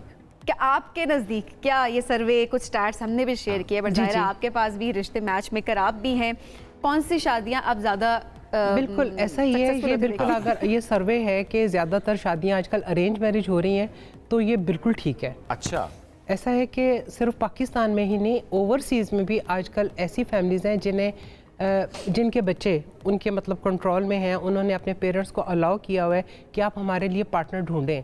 तो ओवरसीज़ से भी बहुत सारी बच्चियों और बच्चों के पेरेंट्स हमें कांटेक्ट करते हैं कि हमें इस बेटी के लिए, बेटे के लिए इस तरह का मैच चाहिए, और वो देखते हैं और वो होते भी हैं। और पाकिस्तान में भी बच्चियां माशाल्लाह हाईली एजुकेटेड हैं, बच्चे भी हाईली एजुकेटेड, बड़ी लिबरल फैमिली के बच्चे हैं, बट उन्होंने अपने डिसीजन मैच मेकिंग के, अपने पार्टनर के स्पाउस चूज़ करने का पेरेंट्स को राइट दिया हुआ है। और मैं कहती हूँ ये बहुत अच्छी बात है कि उन्होंने पेरेंट्स को अगर कहा हुआ है। पेरेंट्स जिस तरीके से देख सकते हैं, जिस निगाह से देख सकते हैं, बच्चे खुद कभी वो नहीं देख सकते। क्योंकि बच्चे जब जो लव मैरिज करते हैं, बहुत सारे लव मैरिज के केसेस भी आते हैं, पेरेंट्स से बताते हैं जी हमारे वो फलाने बच्चे ने तो कर लिया, लेकिन ये है कि इस बच्चे ने हमें कहा है कि आप करें। जो बच्चे खुद लव मैरिज करते हैं, चाहे वो लड़कियाँ हों या लड़के हों, वो रियलिस्टिक चीज़ों को नहीं देखते कि मैचिंग में क्या चीज़ें होनी चाहिए। ना वो एज देखेंगे, ना वो हाइट देखेंगे, ना वो फैमिली बैकग्राउंड देखेंगे, नॉट इवन के सिंगल है या डिवोर्स है, इन चीज़ों तक को कंसीडर नहीं करेंगे। लव मैरिज कैसे हुई मिसेस ख्वाजा? लव मैरिज बस उनकी अंडरस्टैंडिंग हो गई तो मतलब वो पता चला लड़की ऑलरेडी पहले से उसकी शादी भी थी, उसके 2 बच्चे भी थे, लड़का अनमैरिड है, उन्होंने कर ली। जबकि पेरेंट्स आते हैं किसी के साथ इस तरह हुआ तो वो कभी एक्सेप्ट नहीं करते। इवन के 6+ हाइट का लड़का अगर होगा, लड़की 5 फुट से भी अगर छोटी होगी ना, अंडरस्टैंडिंग हो गई है तो वो लव मैरिज करेंगे। तो मतलब फिजिकल अपीयरेंस का शादी से क्या ताल्लुक है? बहुत ताल्लुक है। लोग बहुत मटेरियलिस्टिक हैं। शादी में सबसे पहले पेरेंट्स या लड़का देखते ही लड़की की ब्यूटी है, चाहे घर बहुत बड़ा हो, फैमिली एजुकेटेड है तो सही है, लेकिन अब क्या करें, मतलब उन्होंने ब्यूटी का मेयार इतना हाई कर लिया है कि जिसकी वजह से डिले होता जाता है। लोगों ने अपना बिल्कुल वो लेके ना तराजू लेके, इधर हमारी हाइट इतनी है, उधर इतनी होनी चाहिए, हमारा स्टेटस ये है, हमारा इतने कनाल का घर है, मेरे फादर इस पोस्ट पे हैं, इनके इस पे होने चाहिए, ये एरिया है, मतलब इतना तक वो मतलब उसको लेवल को देखते हैं। देखिए 2 बातें होंगी ना, एक ये कि जिस तरह आपकी अपनी राय भी थी कि ये बड़ा अच्छा है कि अपने पेरेंट्स को वो कहते हैं कि आप हमारे जीवन साथी की तलाश करें, और दूसरी जानब हम देख रहे हैं मटेरियलिस्टिक अप्रोच के, अच्छा वो हाइट को देखना, घरों को देखना। वो हमारे पास इनफेक्ट आते हैं तो बहुत चॉइस मिल जाती है ना उन्हें। अदरवाइज कोई फ्रेंड्स को कहें या किसी रिश्तेदारों को कहें तो वो हार्डली 1 या 2 दिखा के तो पीछे हट जाएंगे। हमारे पास तो होता है कि टिल फाइनलाइजेशन यू कैन मतलब कर सकते हैं जब तक आप। चलिए आवाम की राय भी सर शामिल करते हैं, साथ साथ कॉलर्स हमारे साथ हैं। सबसे पहले जी मिसेस मुश्तबा हमारे साथ हैं जी। अस्सलाम वालेकुम, क्या कहना चाहेंगी? वालेकुम अस्सलाम। मैं आपसे जो मैच मेकर हमारे यहाँ बैठी हुई हैं, मैं उनसे ज़रा बात करना चाहूँगी, क्योंकि आजकल जो लड़कियों का मयार है ना, वो उन्होंने इतना हाई कर दिया है कि उनको वेल ऑफ लड़का चाहिए, ठीक है ना, उसका अपना बिजनेस हो, पहले तो हर चीज़ में वो सेट हो। दूसरे नंबर पे ये आते ही जो मतलब बोलती हैं कि हमें अपनी वालदा से बिल्कुल अलग रखें, बिल्कुल सेपरेट रखें। तो मुझे नहीं समझ में आता कि ये इस तरह से आजकल लड़कियां क्यों कर रही हैं, क्योंकि मैंने 2-3 जगहों पे ये चीज़ देखी है कि 4 दिन भी नहीं होते हैं डिवोर्स लेके चले जाती हैं वो लोग। अच्छा, वैसे मिसेस मुश्तबा आपके कितने बच्चे हैं? नहीं, मेरे अभी 2 बच्चे हैं, छोटे हैं, लेकिन छोटे हैं अभी। और ये जो आपने आसपास के हालात देखे, आप उसकी बुनियाद पर ज़ाहिर ये बात कर रही हैं? जी जी जी, क्योंकि मैंने अपने रिलेटिव्स में ऐसे देखे हैं 2-3 केस कि किसी की लड़का है तो उसकी 6 महीने में चले गई। क्यों? इसलिए कि पेरेंट्स से अलग होना है, मुझे अपने नाम घर करवाना है, ठीक है ना। एक और फैमिली में मैंने देखा कि वो जो है बड़े हाई फाई थे, वेल ऑफ थे वो लोग। कनाडा से लड़का आया, डिफेंस में लड़की रहती थी, वो भी हाई फाई थी। साल भर तक कि उनका निकाह रहा, उसके बाद जो है रुखसती के लिए जब वो आए हैं तो जो है वो माशाल्लाह से 4 से 5 दिन में उन्होंने डिवोर्स दे दी। क्यों? इसलिए कि वो पेरेंट्स के साथ नहीं रहेंगी, माँ और बहन की शक्ल नहीं देख लड़का, हालांकि हैं वेल ऑफ सब, उसकी पूरी जो है डिमांड्स भी पूरी की गई। तो इसके मुतालिक क्या कह सकते हैं आप बताइए जरा सा। ठीक है, आपके इस पर हम राय भी लेते हैं। और एक और कॉलर भी है, पहले उनका सवाल ले लेते हैं, फिर पिछले कॉलर की बात भी मेरे माइंड में है तो मेरे उस पर कमेंट भी ले रहे हैं। एग्जैक्टली। अब्दुल हन्नान है हासिलपुर से। अस्सलाम वालेकुम जी। वालेकुम अस्सलाम। शुएब एंड सबीन, कैसी हैं आप? अल्हम्दुलिल्लाह ठीक ठाक। क्या राय है आपकी, पसंद की शादी या arrange marriage? Sabeen and Farooq दोनों को ये बताता चलो, जो इन दिनों हालात चल रहे हैं, जो सिनेरियो है उसके हिसाब से तो बिल्कुल अरेंज मैरिज होनी चाहिए। और खासकर खवातीन होती हैं जज्बाती और जो छोटी एज की होती हैं, चूंकि उनको इन चीज़ों की समझ नहीं होती। जो वालिदैन जो चीज़ें देख लेते हैं, जो उनको हर चीज़ की समझ होती है, वो वहाँ तक नहीं अप्रोच कर पा रही होती है और ना ही लड़के कर पा रहे होते हैं। लिहाजा इस चीज़ को हमें मद्देनजर लाजमी रखना चाहिए। और खासकर इन दिनों तो कंट्रोल लाजमी माँ बाप के हाथ में होना चाहिए। इनको तो पता ही नहीं होता कि आगे होना क्या है, अगली सुबह चढ़नी क्या है। ये तो पिछली सुबह की देख देख के इंतजार में ही बैठे होते हैं कि अगली सुबह तो वैसी चढ़ेगी। तो आपकी लव मैरिज हुई है, अरेंज मैरिज हुई है? ना, हमने पसना नहीं था सबीन, हमने बिल्कुल जिंदगी सुख की काटनी, तो अरेंज डेफिनेटली अरेंज भी है मेरी भी। मतलब आप सुख में, अभी आपको लगता है आप सुख में? ये भाभी की राय भी यही है? भाभी की राय भी यही है? सवाल करें शोएब? भाभी की राय भी यही है कि ठीक हुआ है जो हुआ है। बिल्कुल, हम दोनों एक ही पटड़ी के दोनों पहिए हैं, हमने एक साथ ही चलना है, दोनों की सेम राय है। अनान साहब, यहाँ पे अंगूर खट्टे तो नहीं है कहीं? ना, ऐसी कोई बात नहीं है, ऐसी कोई बात नहीं। अगर बंदा कंट्रोल्ड हो तो ऐसे टेलीविजन पे बात नहीं कर सकता सबीन। ये बात आपकी दुरुस्त है। बहुत शुक्रिया, बहुत शुक्रिया आपने कॉल की। अक्सर ये होता है ना शुएब के अपनी लव मैरिज नहीं हो पा रही थी, अरेंज मैरिज पूरी से नहीं हो, कहते अच्छा हुआ लव मैरिज नहीं, लव मैरिज तो ये और वो तो अंगूर खट्टे जा रहे हो। लेकिन उन्होंने क्लियर कर दिया, हम उनकी बात पे एतबार करने का दूसरी ऑप्शन है। अल्लाह हमेशा खुश रखे। मैं ऐसे जब कपल्स को देखती हूँ ना जो बड़े फोकस्ड हैं, चाहे वो लव अरेंज, लेकिन वो बड़े फोकस्ड होते हैं, और अल्लाह हमेशा इन लोगों को खुश रखे, जोड़ियां सलामत रखे। अच्छा, मिसेस ख्वाजा से एक कमेंट लेना है मुझे। वो जो पिछली कॉलर हमारे साथ ब्रेक पर जाने से पहले उन्होंने एक बात की, उन्होंने कहा कि लड़कियां जो हैं वो बहुत ज़्यादा एक्सपेक्टेशंस रख रही होती हैं और उसकी वजह से रिश्ते नहीं चल रहे, शादियां नाकाम हो रही। क्या आपकी ऑब्जर्वेशन ऐसी है मौजूदा हालात में? जी बिल्कुल ऐसा है। लड़कियां भी चाहती हैं कि जैसे एक बहुत बड़े लेवल से बड़े हाई रैंक के ऑफिसर की बेटी जाती है जस्ट एक यंग एज के बच्चे में, तो वो एक्सपेक्ट करती है कि जैसे मेरे घर के बाहर 4 गाड़ियाँ खड़ी हैं, इतना बड़ा घर है, सर्वेंट्स हैं, सब कुछ है, वो एक्सपेक्ट करती है कि मुझे भी सब कुछ वही मिले।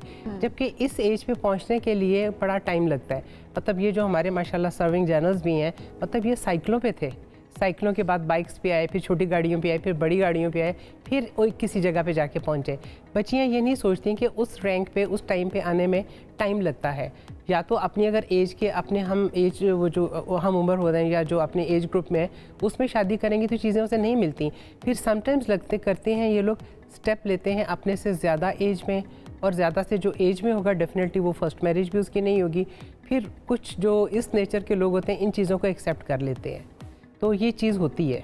अच्छा, वो जो अनरियलिस्टिक एक्सपेक्टेशंस की आप बात करें उससे भी थोड़ा वो आपका अपना बैकग्राउंड क्या बाज़ औक़ात वो मैटर नहीं कर रहा होता। आप अगर मिडिल क्लास फैमिली से हैं तो क्योंकि आपके इर्द गिर्द ये बताया जा रहा होता है बार बार कि नहीं वेल सेटल्ड, जिंदगी बहुत मुश्किल है, तो वेल सेटल्ड की तरफ होता है ना कि अगर हम गरीब घर में पैदा हुए हैं तो ये हमारा कसूर नहीं है, अगर गरीब अमीर घर में ब्याह ना गए तो ये हमारा कसूर होगा। भाई अल्लाह, वो तो पूरी सेइंग ही इन्होंने बदल दी है। एक और कॉलर है जी, फायजा हमारे साथ। अस्सलाम वालेकुम जी, क्या कहना चाहेंगी?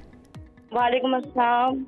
मैं ना ये पूछना चाहूंगी, मेरी भी लव मैरिज है ना, खाला के घर हुई है। अच्छा। बहुत मतलब के लड़ाई झगड़े, मैं 2-3 बार अपने माँ बाप के घर पे भी आई हूँ। अच्छा। 6 महीने रह के गई हूँ, फिर दूसरी बार आई हूँ, 3 साल यहाँ पे रही हूँ, और अब दोबारा मेरे हस्बैंड छोड़ के गए हैं ना। तो वो मैं पता कर रही थी मेरे ना मतलब कि कब लड़ाई झगड़े खत्म होंगे। मैं ये चाहती हूँ कि हमारा रिश्ता भी नहीं टूटे, क्योंकि मेरी एक बच्ची है 3.5 साल की, तो मैं कहती हूँ फिर उसका फ्यूचर है, उसका फ्यूचर फिर दाव पे लगेगा। और क्या लड़ाइयाँ किस बात पे होती हैं? आपका कॉन्फ्लिक्ट, आपकी लड़ाई झगड़े, डिसएग्रीमेंट्स किन बातों पे होते हैं? मतलब मेरी जो 4 नंदे हैं ना, एक नंद की शादी हो गई है पर वो भी बीच में आ गई है, उनका हस्बैंड बाहर है। तो वो जैसे उन्होंने गंदे गंदे इल्जाम लगाना, हर किसी के साथ उन्होंने जोड़ देना, ये तोहमतें लगाना, और ये बुनियाद सिर्फ और सिर्फ ये है कि आपकी पसंद की शादी है, सिर्फ इस वजह से ये हुआ, उन्होंने कबूल नहीं किया इस चीज़ को? उन्होंने जब कबूल किया था, हालांकि एक होता है ना भाग के कोर्ट मैरिज करना है, हमारा ये नहीं हुआ। मतलब उन्होंने रिश्ता मांगा, मैंने कहा मैंने यही करना है, मेरे पूरे खानदान में हर तरफ से रिश्ता है, पर मैंने कहा नहीं मैंने यही करना है। सही। तो मैंने वहाँ पे किया। अब शादी के बाद मेरी जो सास और नंदे हैं वो मतलब मुझे वहाँ पे रहने नहीं देती। हाँ, अच्छा, अब देखिए ये बोला, पर बहुत शुक्रिया फायजा प्रोग्राम में हमें कॉल करने के लिए। मुझसे कहा ये वो जो पिछली कॉलर भी थी ना, वो जो बात कर रही थी ना कि लड़की आती है वो अलग घर डिमांड करती है, मैंने अनरियलिस्टिक एक्सपेक्टेशंस पे तो मैं उनसे एग्री करूंगी, बट ये वाली बात हम इसको इस तरह से बयान कर देते हैं कि लड़की कहती है जी माँ बाप से अलग कर दो, हमने अलग घर। अब ये वो केस है कि जहाँ पर मियाँ बीवी की अंडरस्टैंडिंग ही नहीं डेवलप हो पाती, क्योंकि उसमें इंटरफेरेंस होती है। क्योंकि देखें, जब आप जॉइंट फैमिली में रहते हैं तो खावंद आपको प्रॉपर वो टाइम भी नहीं दे पाता और अपने वो फैमिली को ज़्यादा टाइम देता है, क्योंकि पहले से उनके साथ इन टच होता है। बीवी को टाइम कम देता है, और ये बीवी का राइट है। अगर वो अलग रहना चाहती है तो इस्लाम में भी कहीं नहीं है कि आप ज़बरदस्ती अपनी बीवी को अपनी फैमिली के साथ रखें। बीवी को आप अलग रखें, पेरेंट्स को अलग रखें, आप उनको फुल टाइम दें, फाइनेंशियली सपोर्ट करें, हर तरह से आप उन्हें सपोर्ट करें, लेकिन बीवी का भी जितना राइट बनता है, अगर अंडरस्टैंडिंग नहीं होती है इनकी, और बहुत सारी डाइवोर्सेस की और बहुत सारे झगड़ों की वजूहात भी ये होती हैं कि बीच में सास आ गई, नंदे आ गई, वो बीच में ऐसा कोई चुटकुला या शुरली छोड़ देते हैं कि जिससे वो ऑटोमेटिकली इनके ताल्लुकात ख़राब होते हैं। देखो एक और कॉलर है, रिसाल है हमारे साथ। अस्सलाम वालेकुम जी। वालेकुम सलाम जी। शुएब भाई क्या हाल है? ठीक ठाक हो? अल्लाह का शुक्र, ठीक ठाक। क्या पूछना चाहेंगे, क्या कहना चाहेंगे? मैं तो यही पूछना चाहता हूँ, आपने अभी ये प्रोग्राम चलता था लव मैरिज की बात करवाता था। जी जी कीजिए, क्या कहना चाहते हैं? नहीं, हम भी इस तरह कर दिया, लव मैरिज करवाया था। अच्छा जी। कितने साल पहले? मेरे अभी 1 साल हो गए। कैसी चल रही है जी? जिंदगी कैसी चल रही है? मेरे जिंदगी बहुत अच्छी, जबरदस्त जिंदगी, बहुत अच्छी। तो आपको आपके लिहाज से जो आपने लव मैरिज की है वो आपका फैसला बहुत सही था? जी बिल्कुल सही था। घर वालों को कैसे मनाया था? हाँ जी, घर वालों को कैसे मनाया था? घर वालों को जबरदस्त मनाया रहा था। नहीं, जबरदस्ती या जबरदस्त? नहीं, जबरदस्त बनाया था, अच्छे तरीके से बनाया था। ये बड़ा इंपॉर्टेंट फैक्टर है। देखिए, इससे पहले भी जो कॉलर हमारे साथ थी, जिस तरह उन्होंने बात की ना, अच्छा पसंद की शादी, भले फैमिलीज थोड़ा सा इन्वॉल्व हुई, लेकिन उन्होंने एक्सेप्ट नहीं किया। अब आई थिंक ये भी एक टैक्टिक है, ऐसा ही है, पहले इन्वॉल्व करें फैमिलीज को। लव मैरिज जब होती है एक बच्ची या बच्चे की, तो उसमें बहुत ज़्यादा चांसेस होते हैं या तो लड़की के पेरेंट्स एग्री नहीं होते हैं या लड़के के पेरेंट्स एग्री नहीं होते हैं। बच्चों की जिद के आगे वो सर तो टेक देते हैं, लेकिन मेंटली वो एक्सेप्ट नहीं करते और उसके बाद के मसाइल। और दूसरा ये है कि जब लव मैरिज होते हैं ना, फिर लड़की लड़का कोशिश करते हैं खुद शादी को बचाने की, कि हम लेके चलें, कि हम लोगों ने इतना सब लोगों की अगेंस्ट चले हैं तो हम इस शादी को सक्सेसफुल बनाए। जबकि जो अरेंज मैरिज होती है उसमें घर वाले लेकर चलते हैं कि अगर लड़की लड़के में झगड़े या कुछ इस तरह के हों तो दोनों साइड के पेरेंट्स जो है ना उस मामले को सेटल डाउन करते हैं। और खाली लड़का नहीं, पूरी फैमिली साथ पीछे बैक होनी चाहिए। खाली लड़के का आप क्या कर लेंगे, जब तक उनके साथ फैमिली नहीं है, फैमिली सपोर्ट नहीं है, तो वो एक बैक होनी चाहिए। बात यह है कि वो कहते हैं ना, शादियां तो चाहे आप खरबूजे पे छुरी गिरे या छुरी पे खरबूजा गिरे, बात एक ही है। शादी ultimately love marriage arrange marriage दोनों है, शादी ही है। और गोल रोटी मिलनी है अरेंज मैरिज वालों को, जली हुई रोटी मिलनी है लव मैरिज वालों को। हाय अल्लाह, ये क्या बात करती है? ये कुकिंग का शादी से क्या ताल्लुक है? कुकिंग तो एक स्किल है जो मर्द को भी आनी चाहिए। लड़की जी डॉक्टर की और गोल रोटी भी बनाती हो, ये तो डिमांड होती है ना, डिमांड है ना। लेकिन अरेंज मैरिज में वो लड़की को जरा इम्प्रेस करने की जरूरत होती है ना, तो बड़ी गोल रोटियां बड़े खाने वाले बना के ना तो वो करनी पड़ती है। जबकि लव मैरिज में जरूरत नहीं पड़ती। नहीं, मेरा तो दिमाग आउट हो जाता है। जो एक परसेप्शन बिल्ड हुई है, उस पे आप कमेंट दे रहे हैं। एक और कॉलर हमारे साथ, उनकी 2 बेटियां, उन दोनों की शादी और वो उससे मुताल्लिक कुछ शेयर भी करना चाहते हैं। सर अस्सलाम वालेकुम। मंजूर साहब, आपको आवाज आ रही है? हेलो जी मंजूर साहब, क्या आप कहना चाहेंगे? मैं बात कर रहा था कि मैंने भाई को बेटी दी है, मेरी माँ की पसंद है जो दी थी उनको, मेरे बड़े भाई को। ठीक है जानी, तो मैंने दूसरी बेटी भी दे दी। मैंने ये मसला पूछना था कि मेरी बेटी बड़ी की 2 बेटी हैं, ठीक है 2 बेटी हैं, लेकिन वो जो मेरा भतीजा वो माँ की ज्यादा मानता है और मैंने मेरी माँ की दोनों वो पसंद है, ठीक है ना, कि भाई को देनी। अभी ये मसला चल रहा है तकरीबन कोई 5-6 साल से। मुझे इसका कोई हल बता सकते हैं कि ये हल ऐसे ही चलेगा या बेहतर हो जाएगा? ये वाकई बहुत मुश्किल है। क्या कहा इन्होंने? कि उनकी वालिदा की ख्वाहिश थी कि भाई के घर शादी हो जाए। उन्होंने पहले एक बेटी की फिर दूसरी बेटी की, लेकिन अभी भी जो हालात हैं वो उतने अच्छे नहीं हैं, वो सेटल उस तरीके से मैं नहीं। एक बात बताऊं, वो सुना होगा आपने कि सगी माँ भी जब सास बन जाती है ना तो वो सास ही बन जाती है। तो सगी खाला है, फूफी है, जो भी है ना, जब वो सास बन जाती हैं तो वो उनमें से खून का पहला रिश्ता ख़त्म हो जाता है। और मैं यही हमेशा सजेस्ट करती हूँ, कोशिश करें ख़ानदानों में शादियाँ मत करें। अपने बहन भाइयों के घर जो पहले आपका एक रिश्ता है वही चल जाए, निभ जाए, बड़ी बात है। ये जो बात की जाती है ना कि हम अपने इस रिश्ते को और मजबूत करते हैं, वो दरअसल मजबूत नहीं हो रहा। बच्चों की वजह से आप पहले हाल से भी जाते हैं। एक और कॉलर है जी, मिसेस शहबाज हैं। अस्सलाम वालेकुम जी। जी अस्सलाम वालेकुम। वालेकुम सलाम, क्या कहना चाहेंगी? मैंने भी बताया तो है आपको। नहीं, वो आपने हमारी टीम को बताया होगा। आप कॉल हमारे साथ लाइव इस वक्त कनेक्ट हुई है, तो आप दोबारा बता दें। अच्छा सर, बस मैं ये पूछना चाह रही थी कि मदर की इन्वॉल्वमेंट बहुत ज्यादा अगर हो तो उसके लिए क्या करना चाहिए? यानी सास की इन्वॉल्वमेंट बहुत ज्यादा हो? हाँ, मतलब जहाँ नहीं भी होनी चाहिए वहाँ भी हो। कोई एग्जाम्पल कोट करना चाहती हैं कि आप अगर तो कर दीजिए। इन्वॉल्वमेंट से मुराद क्या है? कोई ऐसा मामला, कोई ऐसी बात, कोई ऐसा इंसिडेंट? हाँ, हर बात में, इवन बाहर जाना हो, बच्चों के मामले में, हर जगह।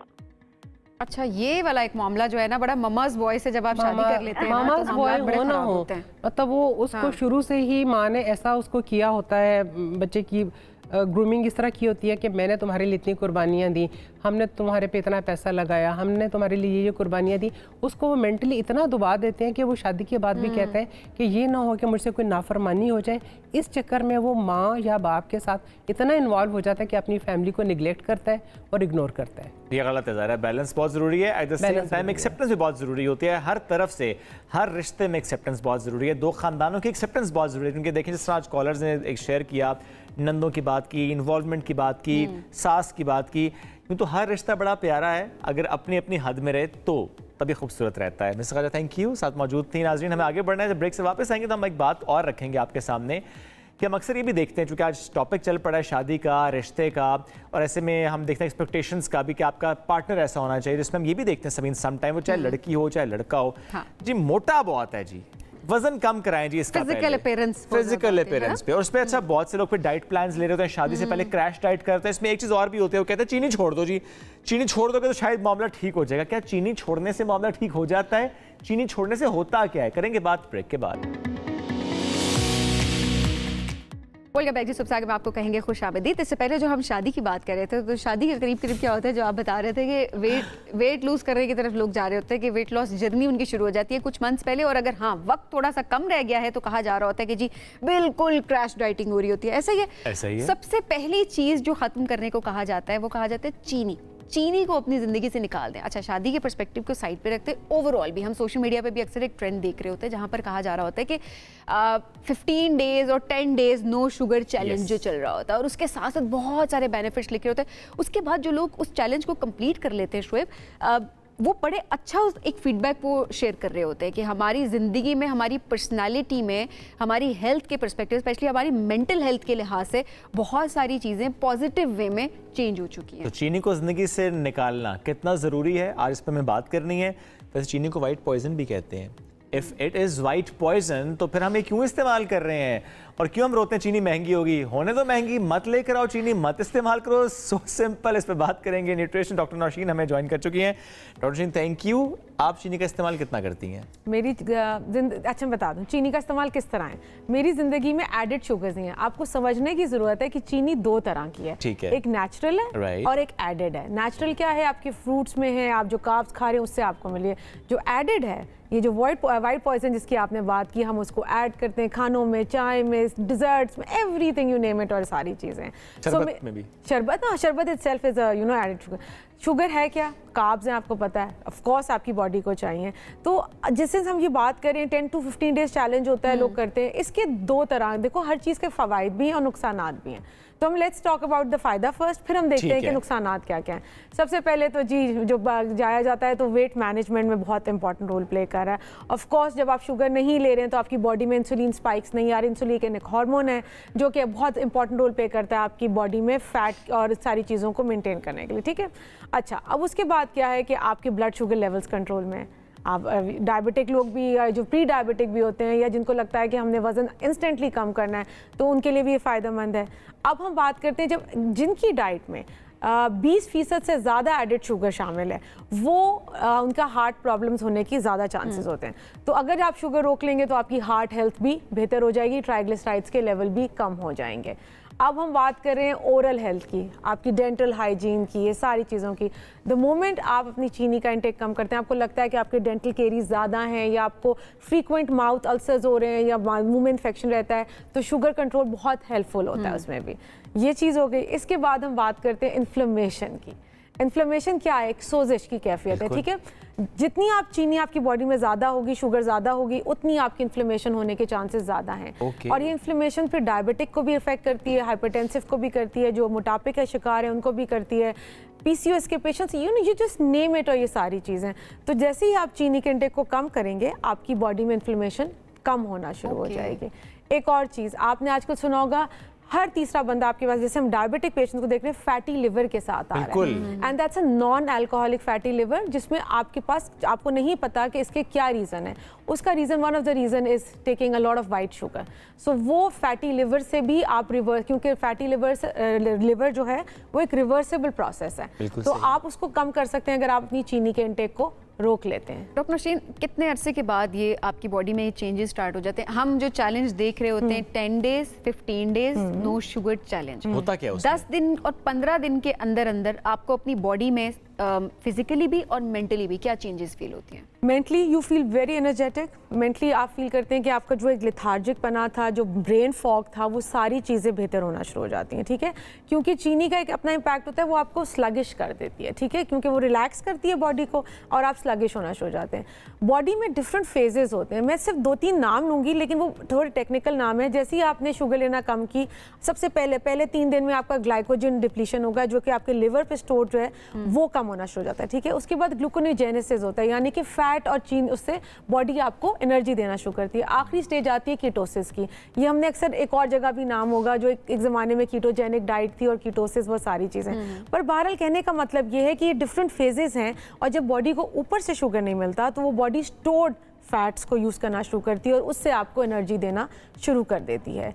लेकिन देखो, शुगर एक इम्पॉर्टेंट पार्ट भी है। क्या है? ग्लूकोज है, ठीक है। Glucose instant source of energy, absolutely. And I tell you कि अगर आप ग्लूकोज को बिल्कुल डिप्राइव कर दोगे ना, जहाँ बहुत से लोगों को बहुत हैप्पी तो नहीं, एक्टिव वो आ रहा होता है, बहुत से लोग डिप्रेशन में जाने शुरू कर देते हैं। इसीलिए कहते हैं कि अगर आपने चीनी छोड़नी है तो go slow, it's just like an addiction. आप खुदा ना खासा एडिक्टेड हैं तो आप किसी भी चीज़ को फौरन से बंद नहीं करते। रिफाइंड शुगर छोड़ने की बात कर रहे हैं ना? यस, हम आप रिफाइंड शुगर छोड़ दें, आप फ्रूट्स लें, आप वो सोर्सेज ऑफ शुगर इस्तेमाल करें जो कि आपके लिए हेल्दी हैं। लेकिन लोग इस बात को नहीं समझते ना, दे थिंक कि अगर हमने शुगर रोकनी है तो हम फ्रूट्स भी रोक दें। अच्छा, ये गलत जाती है। ये गलती है। तो फिर वो है, फिर अच्छा इससे क्या होता है कि बहुत से लोग अगर डिप्रेशन तो वो एंग्जाइटी की तरफ जाना शुरू करते हैं, उनका ब्रेन कॉग्निटिव फंक्शन थोड़ा सा अफेक्ट होना शुरू हो जाता है। So I would suggest don't go for these challenges, like give yourself at least 2 महीने का टाइम, स्लोली ग्रेजुअली हेल्दी तरीके से। सीधा सीधा आपने अपना सिरात मुस्तकीम पे चल रहा है ना। सिरात मुस्तकीम पे तो हम चल रहे होते हैं, लेकिन कभी-कभी हम डिविएट भी कर जाते हैं। वो नहीं करना, आपने सीधा सीधा चलना है कि जो सीजन का फ्रूट है आप वो खाएं, बिल्कुल नेचुरल सोर्स जिसमें भी है आप वो इस्तेमाल करें, और बाएं ना जाए। अच्छा, ऐसे में जो गुड़ का इस्तेमाल, कुछ लोग कहते हैं हमने चीनी छोड़ दी है, हम शक्कर का इस्तेमाल करने लगे, हम गुड़ का इस्तेमाल करने लगे, क्या फ़र्क होता है? टू बी ऑनेस्ट, अगर 1 टीस्पून शुगर है और 1 टीस्पून पिसा हुआ गुड़ है तो उनमें 3 से 4 कैलोरी से ज़्यादा का फ़र्क नहीं है। फ़र्क क्या आता है? प्रोसेस नहीं है, मिनरल्स हैं आपके पास गुड़ में, कोई किसी प्रोसेस से नहीं गुजरी हुई, रिफाइंड नहीं है और स्लोली डाइजेस्ट होती है। जो शुगर है, वाइट पॉइजन जिसको वाइट शुगर भी कहते हैं, एक तो वो रिफाइंड है, वो जल्दी से डिज़ोल्व हो जाएगी, ब्लड शुगर लेवल जल्दी से बढ़ेंगे। तो जो शक्कर है वो इसीलिए इस्तेमाल की जाती है कि जब आप चीनी को रोक रहे हैं तो फिर आप शक्कर पे स्विच कर जाएं, फिर शक्कर को भी आहिस्ता आहिस्ता कम करें और ये जो नेचुरल सोर्सेज हैं जिसमें फ्रूट्स हैं आपके पास वो इस्तेमाल करें। वो इस्तेमाल आप करें। Thank you so much for joining us today. इसी के साथ आज के प्रोग्राम से इतना ही, दोबारा मुलाकात कल करेंगे। अल्लाह हाफिज़।